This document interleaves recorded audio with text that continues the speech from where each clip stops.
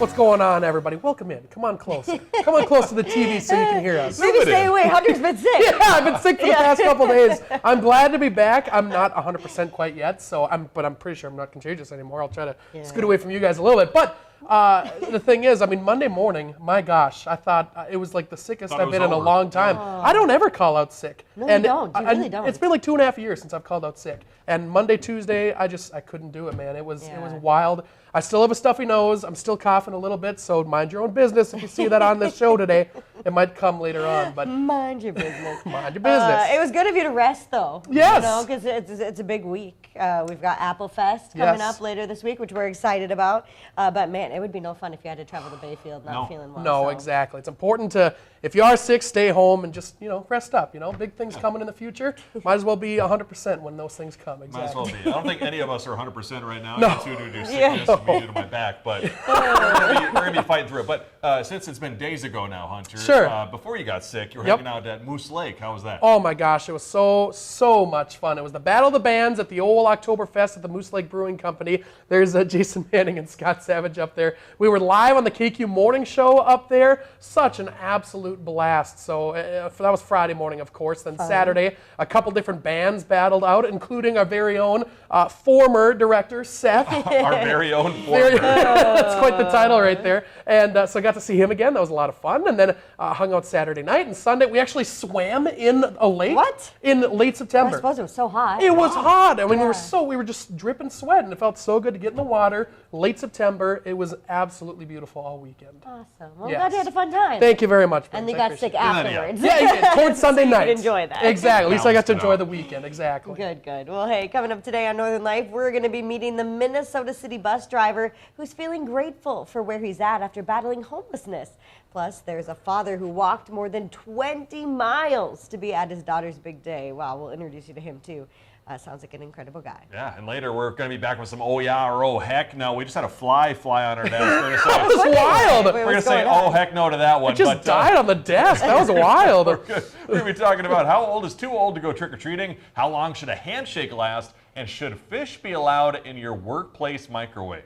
But first, Saturday Night Live has a new enemy, apparently, and that is Spirit Halloween. And so SNL opened their 50th season this past weekend, and they teased Spirit Halloween for their track record of operating in places that are recently closed businesses. Sure. However, the Halloween store did not really appreciate that skit, as you can tell by the photo they posted online on X as this costume. You could go to Halloween as SNL's 50th season, what they're calling an irrelevant 50-year-old TV show with dated references, unknown cast members, and shrinking ratings. Cute. A little petty right there. Jeez. Seriously. I did watch the opening, or a recap anyway, of the opening of SNL. I wasn't able to stay up that late on Saturday. I was so tired. 10:30's late. It is. They should scoot up SNL a little bit. NBC, if you're listening, please. 5:30. Yeah. SNL as AL. Saturday afternoon live, please. Good gosh.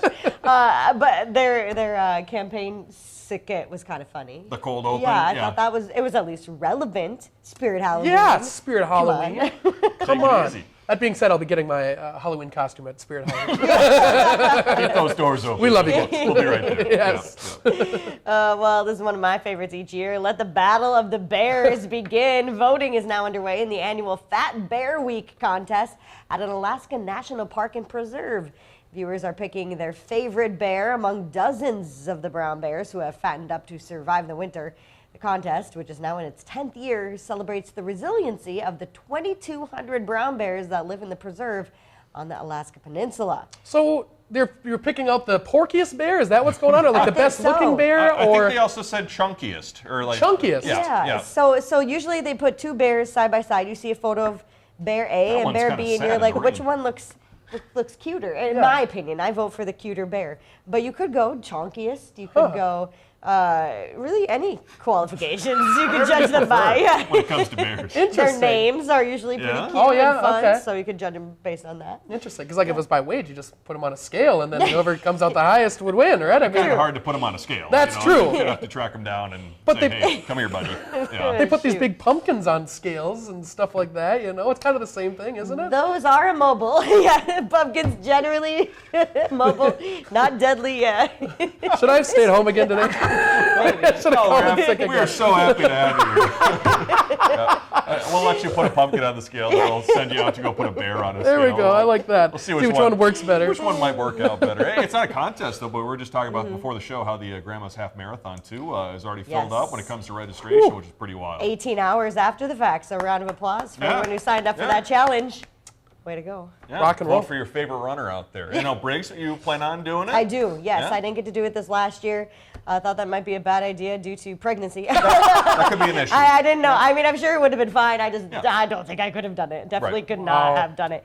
So I'm excited to get back out Yeah. there. It's usually a tradition for me, so Our it should be fun. director Shania, too. Yeah. Getting ready for that half marathon. Get it. Well, going back to animals, I don't know if you guys have seen this animal yet, but the other day we introduced you to Pesto the penguin, but people are going bonkers online, too, for Moo Deng, the baby pygmy hippo born at a zoo in Thailand. So the hippo has millions of fans on social media following her clumsily charming adventures, but she has also become an unlikely entrepreneurial catalyst. So Moo Deng, whose name means bouncing pig, is sparking a remarkable small business boom in Thailand. Wow, earning some So dough. cute. Yeah, I wonder if Moo Deng is getting any of that revenue. It better be, at least in the form of like watermelons or something like that. Yeah, right. Look at all the big crowd who came to see Moo Deng. It, so it also sweet. looks like Moo Deng would be kind of hard to put on a scale due to it maybe being a little slippery. I would think so. She looks so slippery. In every video I've seen of her on social media, I just kept seeing Moo Deng pop up over and over again. I'm like, why is she so relevant? I don't Yeah. really understand. Yeah. But Cute faces. she's cute as heck. Super cute. There's a live stream of her on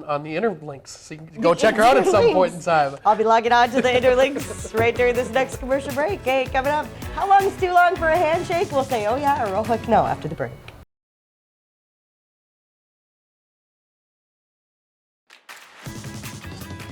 Welcome back. We had a little bit of a missed opportunity when it came to a good Moo Deng joke. Hunter said, hopefully she's making money. Moolah, maybe Moo Deng la. Yeah, right. It's not as funny delivering it out loud. I now immediately regret 10 minutes this. after the Much like fact. Hunter regrets coming in today, I regret saying that. However, we did pull up Moo Deng's live stream, but it is nighttime in Thailand. So she's sleeping. Moo Deng's not doing anything. Yeah, it's just a dark Not exhibit. Not making any money right now. No. Well, let's get into today's topics for this week's edition of Oh Yeah or Oh Heck No. We're going to start with what's being called a rule of etiquette in the workplace. So according to bonappetit.com, it is a gamble to put any sort of seafood in a microwave in a shared space. And if someone's desk is right next to that kitchen, you're going to need to stock up on some air fresheners. So I'm going to ask you both. Is it okay, in your opinion, to reheat fish or seafood in the break room microwave at work? Oh yeah or oh heck no? I've never done it before. I am guilty as charged. Are you really? Oh yeah. Do people complain ever? No one's ever complained to my face. That's my face, Hunter. Probably behind my back. Now that I'm hearing this, I usually have salmon, which is Ooh. stinky. Oh, that is a stinky fish right Yeah. there. I am sorry. I'm gonna everybody. say oh heck no to or it should not be allowed. I guess probably not, right? I mean, it's definitely a smelly thing. I don't know. I don't cook my dirty socks in the microwave. I hope not. I'm throwing out that microwave if I find out you ever have. You just want toasty socks when you put them on your feet, you put them in the microwave. It's the best feeling, the warm sock on each foot. Oh my gosh, it's the best. Oh, that's a quick way to start a fire, I'm sure. Yeah, don't tell Jen upstairs. Yeah, well, I guess I'll stop making fish. I'm sorry. everybody. Riggs, what are you doing? I love salmon. I can't help It's it. just No one's smells complained. terrible. No one's complained yet, as far as I know. As far as I know, That's why Ryan put the story in the show so we can talk about this, Riggs. a really passive-aggressive way of telling me to change my lunch habits.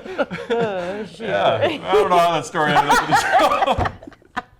Ryan's waited a year and a half for this. Thanks a lot at bonappetit.com. It's okay. Don't do it. Don't do it at home. folks. No. Don't be like Briggs. Oh, shoot.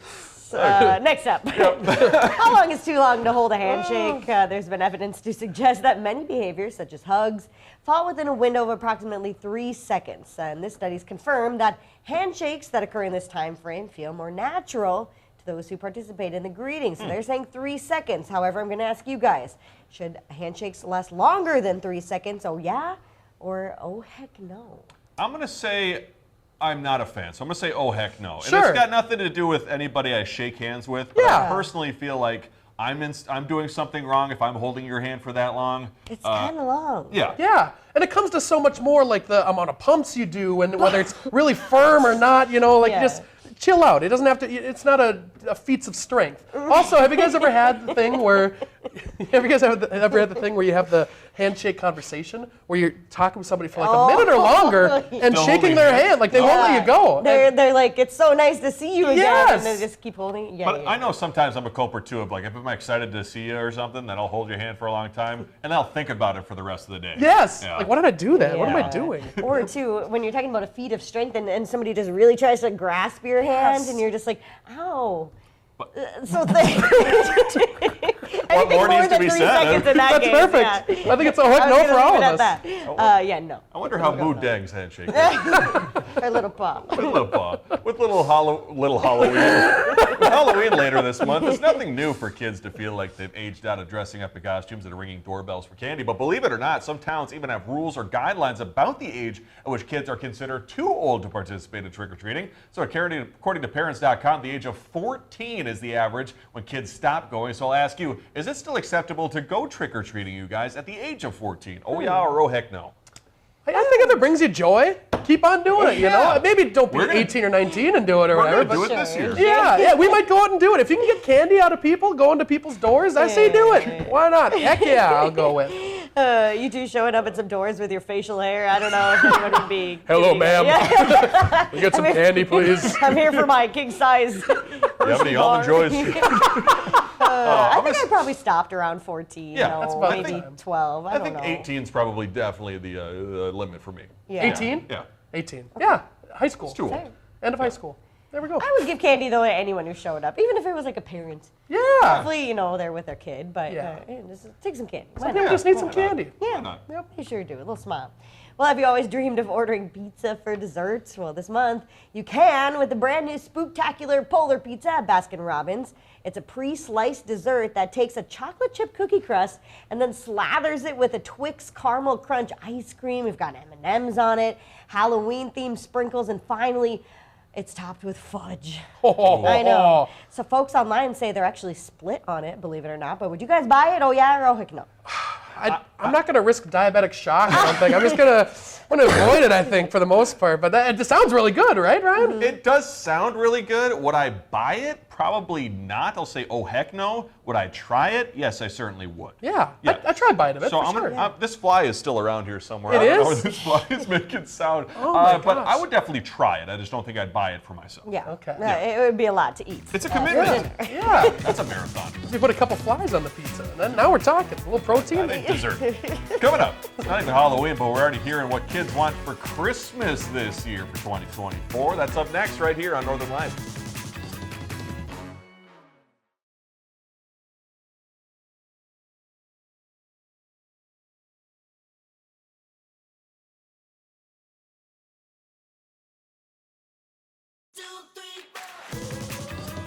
Welcome back. We have another great joke for you as we're coming out of break here. Ryan was commenting how the fly was up by the lights, our very bright studio lights, and Yeah. I said he's about to become a fry.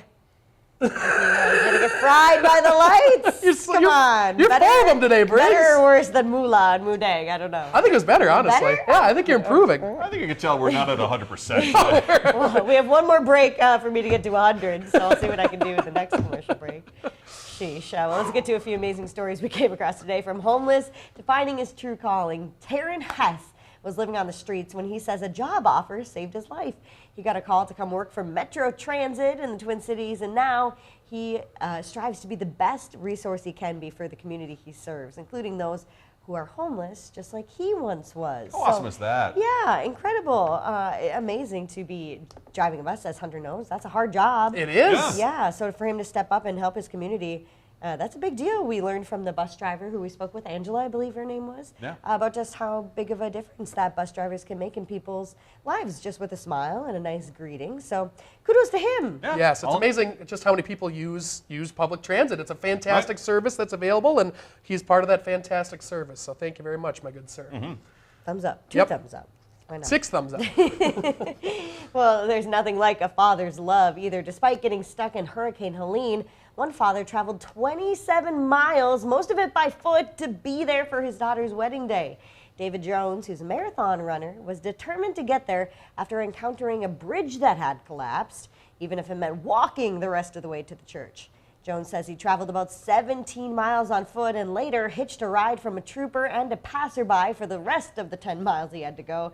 He ended up making it to the church on time. That is just a father's love, right? Yes, Yeah. get you through anything. He was very determined, bound and determined, and he made it there. A little hitchhiking too involved. I like that. Yeah. And I saw the story online on our Minneapolis affiliate Care about a Minnesota bachelorette party, I believe, that was in North Carolina at the top of a mountain. Whoa. Like had to make their way down after Helene. So it seems like people are doing whatever it takes to make it out safely. Seriously, good for them. Yeah.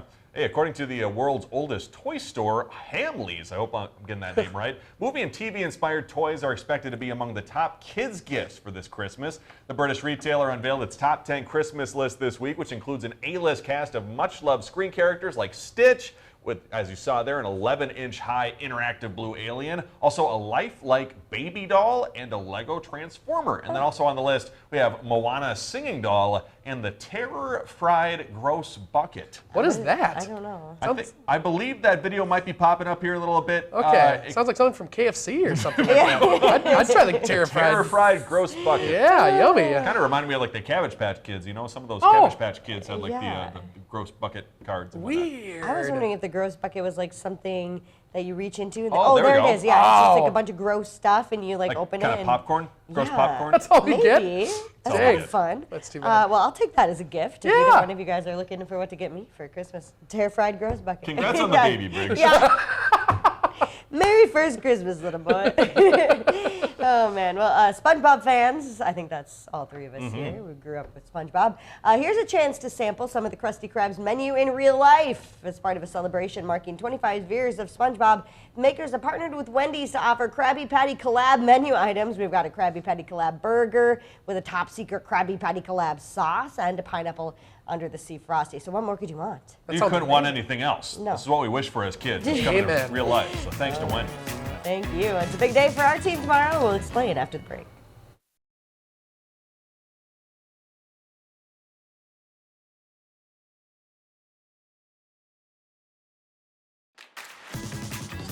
Welcome back, everybody. Our Northern News Now team is excited to take a bite out of Apple Fest tomorrow. The iconic Bayfield celebration is kicking off its 62nd year, and our news teams are going to be broadcasting live from the downtown area at 4, 5, and 6 o'clock. We're so excited for that. We're going to be showing you everything there is to do in Bayfield this weekend and introduce you to some folks who are a key part of the Bayfield community. It was super fun. I got to go there, meet the Grand Marshal, which was awesome. Meet some ladies with the Bayfield Civic League. So Cool. plenty of stories to tell. New gazebo in town. Yeah. Beautiful. Off the top of your head, Briggs, do you know how many years we've been going live at the Applefield, Bayfield, what is it called? Bayfield Apple Fest? I'm going crazy. You will not be attending. No.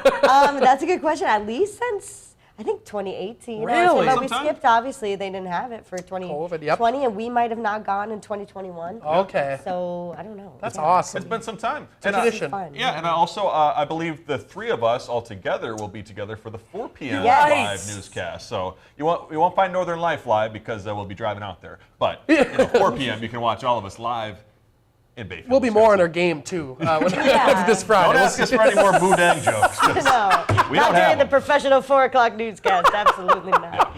Well, thank you so much for joining us. We'll see you tomorrow. Have a great rest of your Thursday. Find some time to throw a line or just head outside to unwind. That's the life in the great North Woods. Hike or bike, whatever you like. Get out in the day, enjoy the night. Yeah, we got the life in the great North Woods. Yeah, we got the life in the great North Woods. Yeah, this is Northern Life.